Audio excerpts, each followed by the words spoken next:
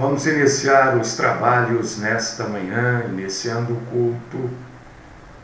Iniciamos todos os dias com oração e hoje também vamos orar, falar com Deus, buscar a graça de Deus nas nossas vidas, buscar o entendimento das coisas, a compreensão. Eu não sei se você já pensou sobre isso, mas as pessoas que sabem mais, entendem melhor, as pessoas que mais conhecem, são as pessoas que mais sofrem. Sofrem mais. Porque aquele que pouquinho sabe, ou nada entende, ou muito pouco entende, ele sofre bem menos. Mas não saber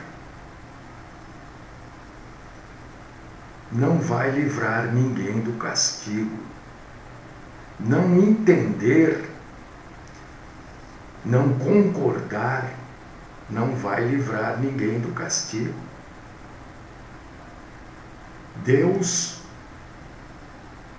não leva em conta o tempo da ignorância. E é bom a gente saber que o tempo da ignorância acabou. Faz tempo. Depois que a Bíblia passou a existir completamente, depois que ela foi completada, não existe mais tempo da ignorância. É ignorante quem quer, quem não busca. Então, não compreender, não saber, não entender, leva a pessoa a um sofrimento terreno menor. Claro, isso é óbvio. A pessoa não entende, deixa para lá. Mas não a livra do juízo final, não. E fundamentado, Senhor, nesta verdade, nós queremos te agradecer por tudo que o Senhor tem nos ensinado. Queremos te agradecer por esse desejo que o Senhor tem colocado em nós de aprender, de querer cada dia saber mais. Talvez isso nos leve a um sofrimento ou a grandes discordâncias nas nossas vidas, mas faz com que a gente seja salvo verdadeiramente e se livre do juízo. Nós queremos te agradecer nesta manhã também por isso, e te agradecer por este dia, por essa santa oportunidade de estarmos aqui prestando ao Senhor este culto de adoração. Fala conosco. Livra-nos, Senhor, da mentira. Esta é minha oração no nome do Cristo Jesus. Amém.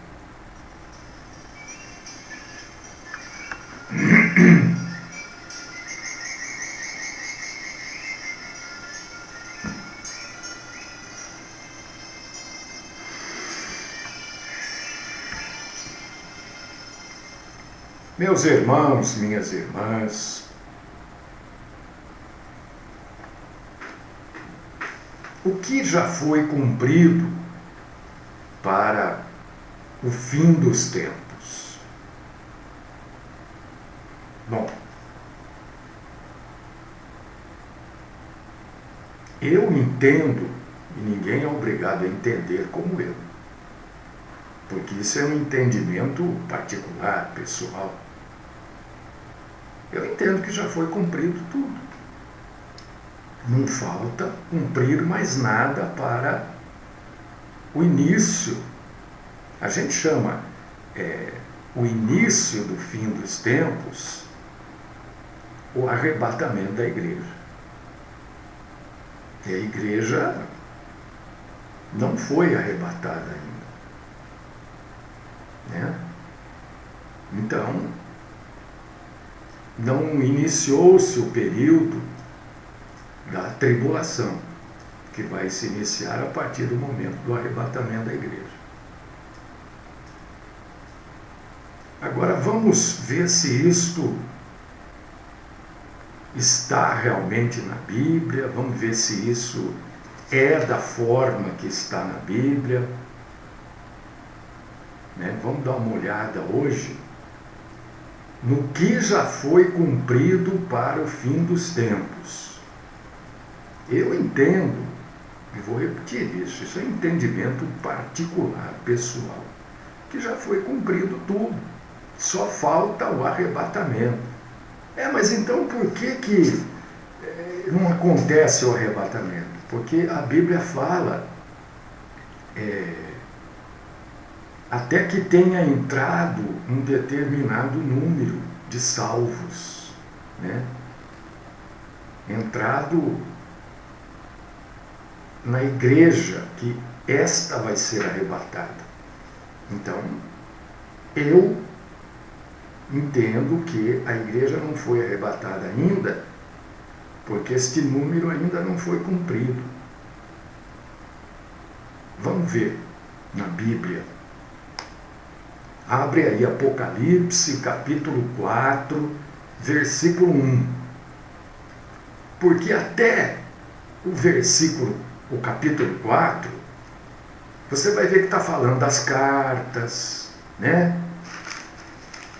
A partir daí é que a coisa pega. Se é que a gente pode falar assim, né? Vamos ler aqui.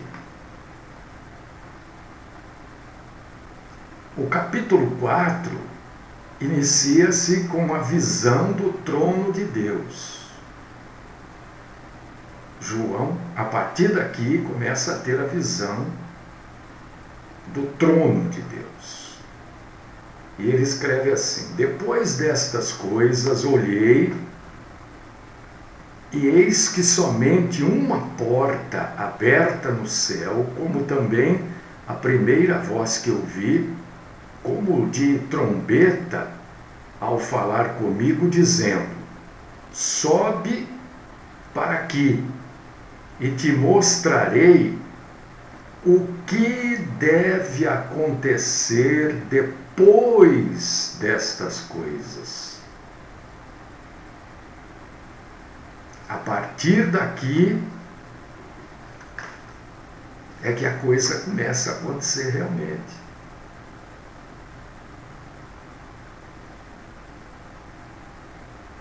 Jesus disse, meu irmão e minha irmã, e agora você vai analisando, você vai pensando. Eu pelo menos faço assim, quando alguém está falando, eu estou pensando, estou prestando atenção, claro, mas estou pensando e tentando colocar aquilo que a pessoa fala no meu mundo. O meu mundo quer dizer as coisas que me rodeiam, as coisas que eu vejo. Se eu não consigo, eu vou ampliando com aquilo que as pessoas falam este meu mundo. Não é que eu tenho um mundo particular, não é isso. Talvez até tenha, mas eu vou colocando aquilo que a pessoa está falando para ver se aquilo se encaixa no dia a dia, né? Enfim, Jesus disse que nos últimos dias muitos cristos viriam enganando a muitos. E que nós escutaríamos falar de guerras e rumores de guerras. Que haveria um aumento da fome e haveria terremotos em vários lugares. Isso está na Bíblia, Jesus falou, né? E que todas estas coisas, que são muitas, né? Guerras, rumores de guerra, fome, terremoto, enchente, um monte de coisa, né? Todas estas coisas Jesus chama como o princípio das dores. Jesus fala do princípio das dores porque ele compara tudo isso a uma mulher dando à luz. Ele compara tudo isso a uma mulher grávida, na hora do parto, as dores que a mulher sente. Isso quer dizer o princípio das dores. Não é ainda a dor do parto, mas é aquilo que antevê o parto. Prepara para as dores do parto. Por causa disso que ele chama de o princípio das dores. Lá em Mateus capítulo 24, versículos do 5 ao 8. E a gente observa, colocando no nosso mundo, né, cada um no seu mundo, as notícias de hoje que são notícias de falsas religiões, guerras, desastres naturais. Nós temos visto aqui, só um exemplo, é claro que existem lugares que estão sofrendo muito mais, mas nós estamos aqui na nossa região, nós estamos aqui na região de Campinas, 3 dias de tempestade mesmo, de alagamento, em lugares que a gente nunca viu alagar, né? Enfim, são os desastres naturais, guerra para tudo quanto é lado. E a gente sabe, lendo a Bíblia, que esses eventos que estão ocorrendo são eventos que antecedem a tribulação, porque durante a tribulação e a grande tribulação, esses eventos que hoje abalam a gente, eles serão, eu não sei em que proporção, mas muito maiores. E esses eventos indicam para a gente, todos esses eventos, guerra, fome, terremoto, enchente, avalanche, sei lá o que, tudo, indica uma preparação para maiores problemas à frente. Paulo advertiu, lá em 1 Timóteo, capítulo 4, versículo 1, que os últimos dias, e vamos deixar claro aqui, que os últimos dias se iniciaram a partir de Jesus. Em Jesus começou os últimos dias. E Paulo adverte que alguns vão apostatar da fé, dando ouvidos a espíritos enganadores e a doutrina de demônios. 1 Timóteo 4:1. Então, esses últimos dias, a partir de Cristo, são descritos como tempos difíceis, por causa desse caráter maldoso, perverso, que as pessoas, ou que pessoas ativamente resistem à verdade. 2 Timóteo, capítulo 3, versículos do 1 ao 9, e 2 Tessalonicenses, capítulo 2, versículo 3. Eu estou citando as passagens para você ir lá e confrontar o que eu estou falando com a Bíblia, porque biblicamente eu não tenho nenhum receio em ser confrontado.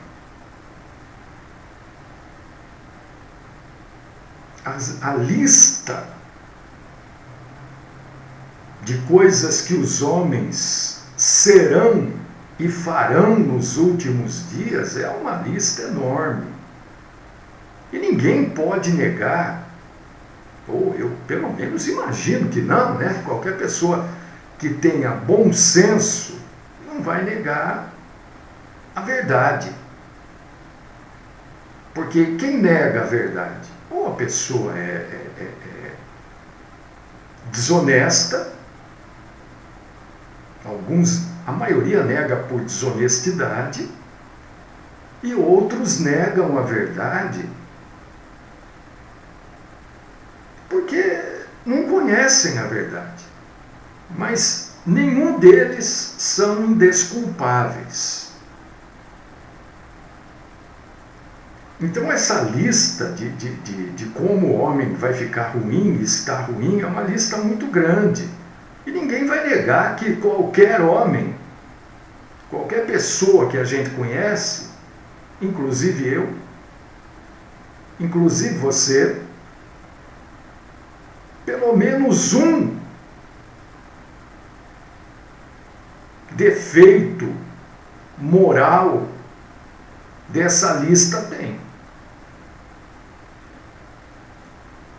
Amantes de si mesmos,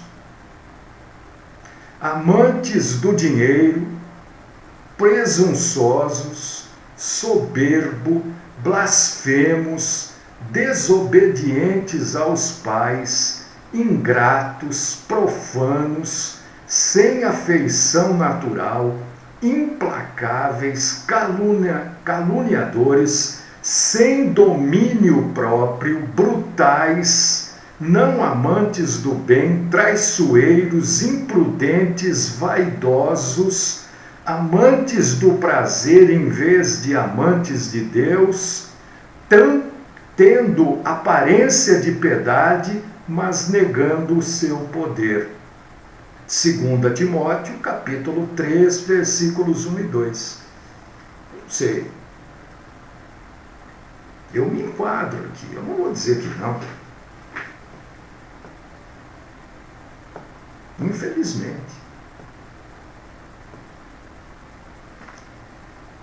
E esta lista aqui de 2 Timóteo 3, 1 e 2, ela se encaixa perfeitamente com as pessoas que vivem nessa era moderna que nós vivemos. Por causa disso que eu não vou dizer, eu estou aqui também, eu estou vivendo aqui. Uma coisa ou outra, ou muitas, ou algumas, a gente se encaixa aqui, a gente faz parte.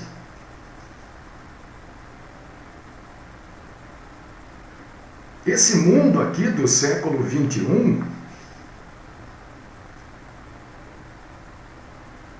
adota o relativismo moral. Tudo é relativo. Tudo é relativo. E esse relativismo moral já contaminou igrejas, já contaminou denominações. Por exemplo, muitas denominações já começam a sentir, e isto vai ser apertado. Você já apertou um parafuso? Ou você já apertou uma porca num parafuso? Isso vai ser apertado ao limite. E o que vai ser apertado ao limite? Essa dificuldade em definir casamento como sendo entre homem e mulher. Você vai ver, mas é coisa aí de meses, isso vai ser apertado, porque muita gente apoia casamento entre pessoas do mesmo sexo. Até denominações estão apoiando isso, porque isso é o relativismo moral.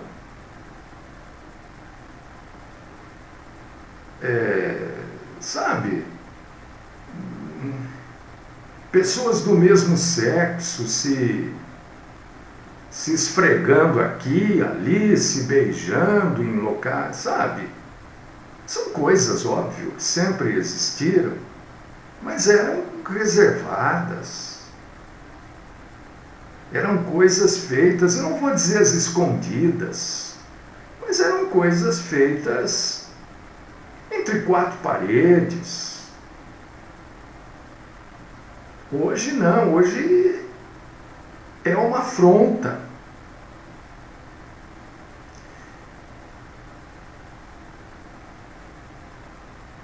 Líderes religiosos estão apoiando abertamente a homossexualidade. Eu não sei qual o motivo, talvez para não perder adeptos ou para atrair adeptos, não sei. A Bíblia, em muitas denominações, eu diria que em grande parte das denominações, a Bíblia tornou-se, ao invés de ser a nossa regra de fé e conduta, ela tornou-se subordinada à denominação moderna. Ela é subordinada a uma verdade mais atraente. A Bíblia precisa ser entendida e proclamada do jeito que as pessoas querem ouvir, não do jeito que ela foi escrita. E a maioria dos lugares que não prega, que são poucos, do jeito que as pessoas querem ouvir, os lugares vão ficando vazios. Como é o nosso caso aqui. As pessoas não gostam de ouvir o que é proclamado aqui. Elas querem ouvir aquilo que é atraente para elas. Oh, esse sujeito vem falar de que o mundo vai isso, que aquilo numa sexta-feira. Oh, sextou, para com isso.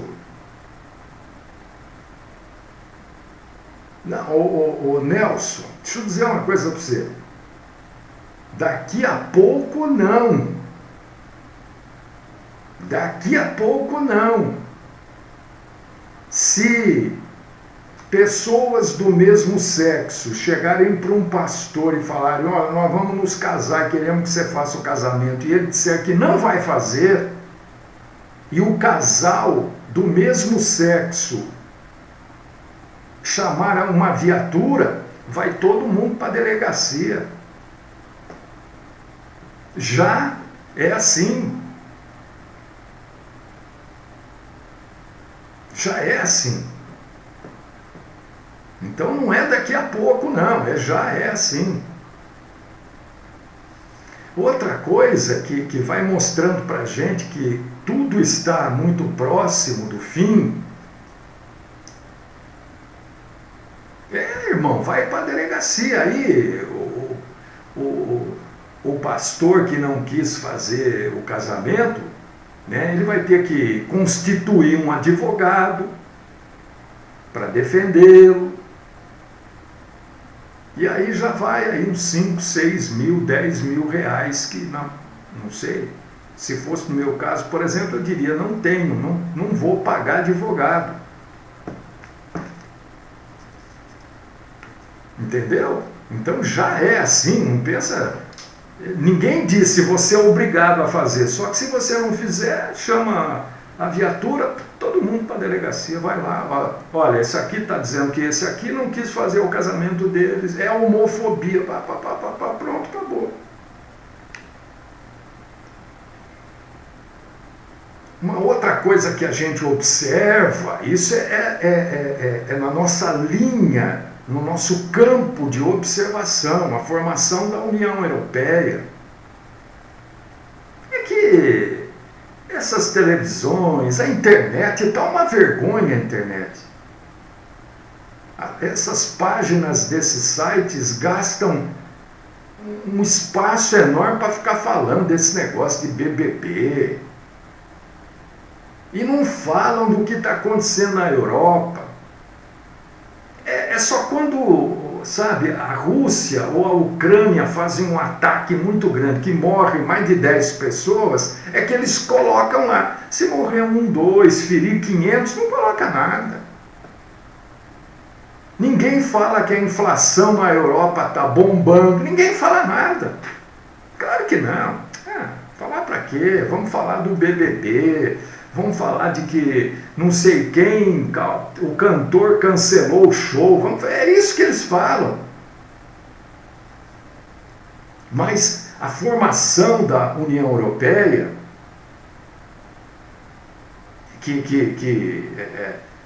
já há alguns anos atrás, a reunificação da Alemanha, é uma profecia bíblica. A gente não pode afirmar categoricamente, porque nós só vamos saber disso de maneira categórica no futuro, que provavelmente a gente não vai estar aqui, ou pelo arrebatamento ou pela morte natural, né? Os 10 dedos de Daniel, capítulo 2, versículo 42, e as bestas de 10 chifres de Daniel 7:20, e Apocalipse, capítulo 13, versículo 1,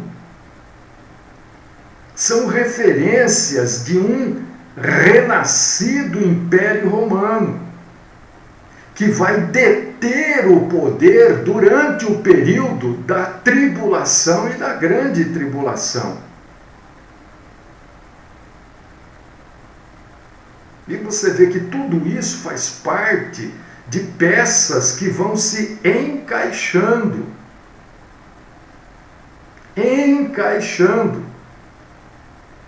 Porque Deus não é David Copperfield, que faz mágica. Shazam, não sei o que, com a mão. Não é assim. As coisas vão se alinhando, se encaixando, e quando a gente vê, está tudo pronto. O Estado, né, de Israel, Estado soberano, isso que aconteceu em 1948, qualquer pessoa que lê a Bíblia vai falar, olha, Deus falou mesmo, Deus prometeu para Abraão que a sua posteridade iria possuir Canaã por perpétua possessão, Gênesis 17:8. Ezequiel profetizou a ressurreição física e espiritual de Israel, Ezequiel 37. Então, desde 1948, Israel tem a sua própria terra. Ainda falta lá uma lasquinha, né, que está na mão dos palestinos. Mas isso tudo, meu irmão e minha irmã, isto tudo e outras tantas coisas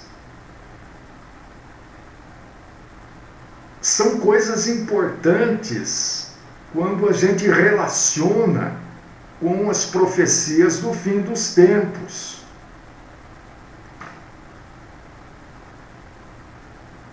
Por quê? Porque Israel é o ponto, é o relógio do mundo. Essa frase não é minha, né? Eu nem sei de quem é, mas é uma frase famosíssima. Israel é o relógio do mundo. Na escatologia, Israel é o relógio do mundo. Israel hoje é dono da terra prometida desde 1948. Gostaria que você lesse, no dia que você quiser, a hora que você puder, Daniel capítulo 10, versículo 14, capítulo 11, versículo 41, Apocalipse capítulo 11, versículo 8.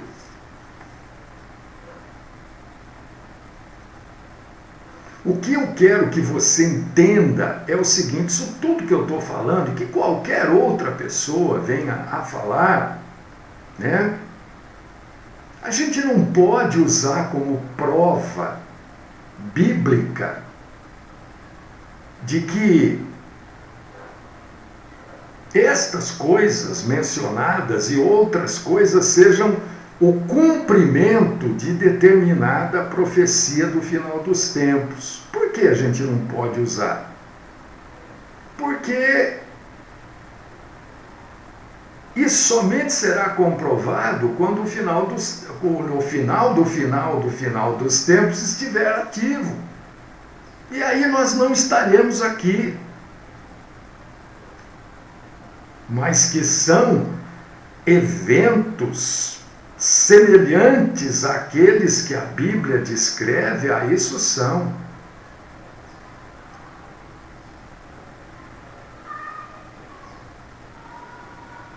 Isso são.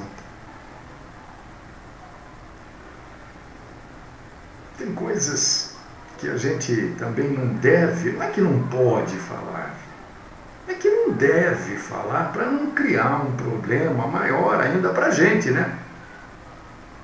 E também porque ninguém está aqui para ofender ninguém, magoar ninguém, entristecer ninguém.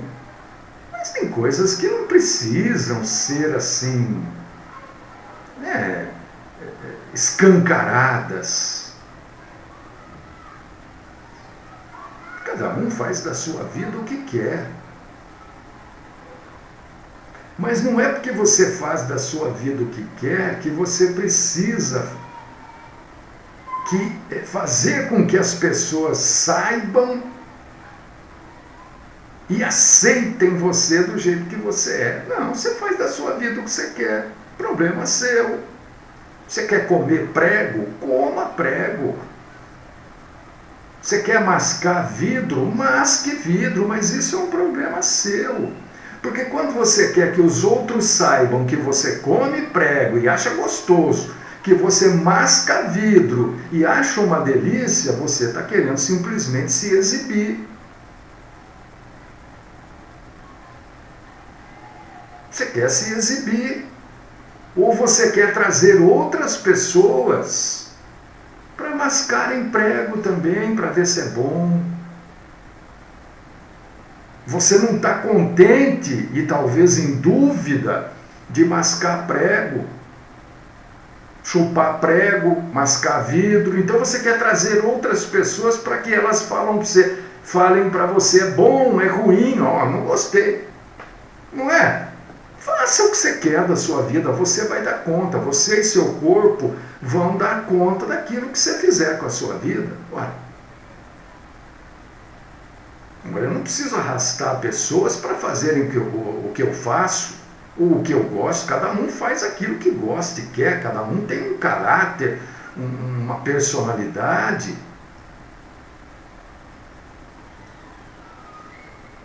Então tem coisas que a gente não deve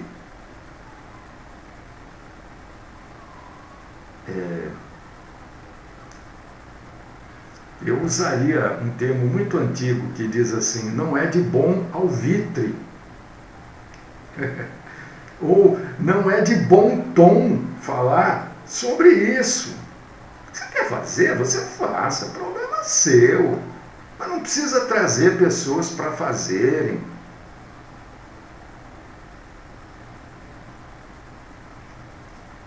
A gente deve, na verdade, meu irmão, minha irmã em Cristo, é estar atento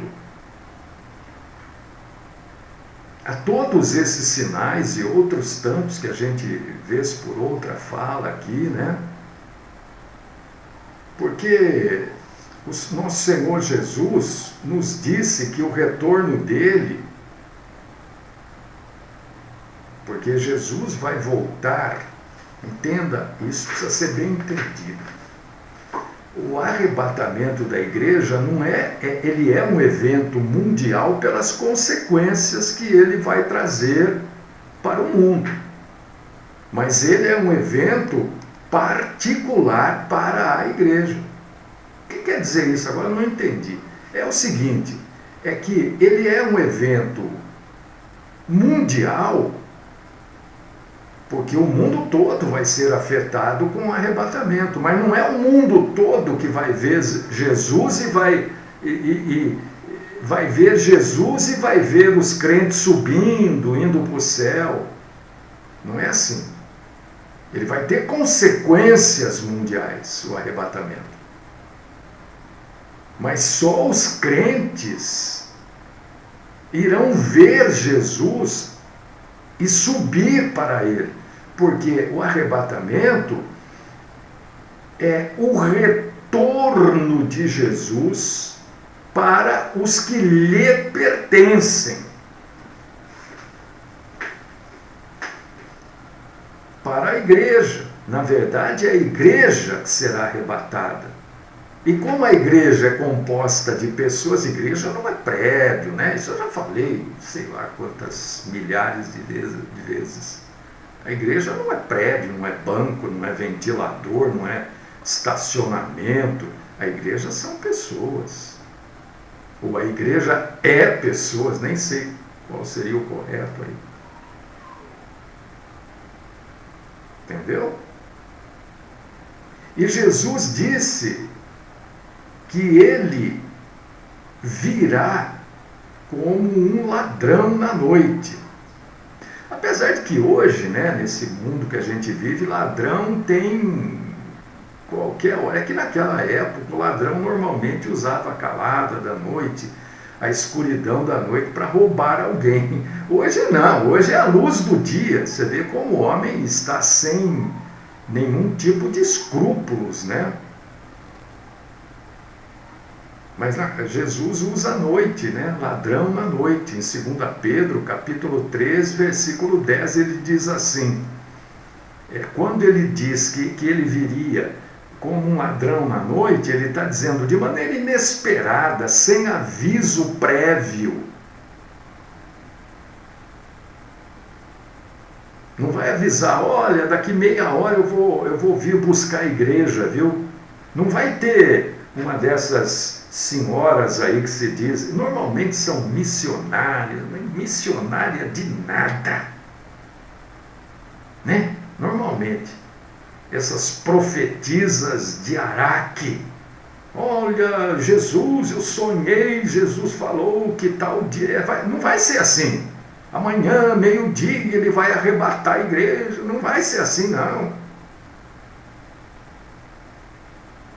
Porque ele já deixou claro que tudo isso é mentira, que ele virá como um ladrão na noite, sorrateiro, quando está todo mundo dormindo, descansando, quer dizer, sem estar preparado. E segundo Pedro, capítulo 3, versículo 10, fala isso. E Lucas também, para a gente encerrar, escreve sobre isso. Lucas 21, 36, para a gente encerrar agora. Vigiai, pois, em todo o tempo orando, para que possais escapar de todas essas coisas que hão de acontecer, e estar em pé na perseverança e na presença do Filho do Homem. Então, que tudo isso está antevendo e está alertando que Jesus está vindo, mas isso eu não vejo dúvida nenhuma. E como ninguém vai avisar, porque avisado já está, né? Jesus virá a qualquer momento. E pode ser no minuto seguinte a este.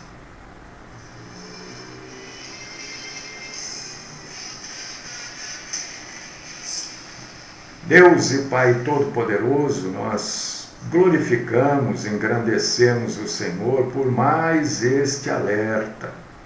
O Senhor, vez por outra, nos dá um alerta, nos dá um chacoalhão, faz com que a gente volte e coloque os pés no chão de novo, né? Nós te agradecemos, Senhor. Pedimos que o Senhor cuide de nós, continue cuidando de nós. Te agradecemos por esta semana que está chegando ao fim e pela semana que vai se iniciar. Também já te agradecemos antecipadamente. Sê conosco, Senhor. Livra-nos, Senhor, de todo tipo de mentira. Esta é a minha oração, no nome do Cristo Jesus. Amém.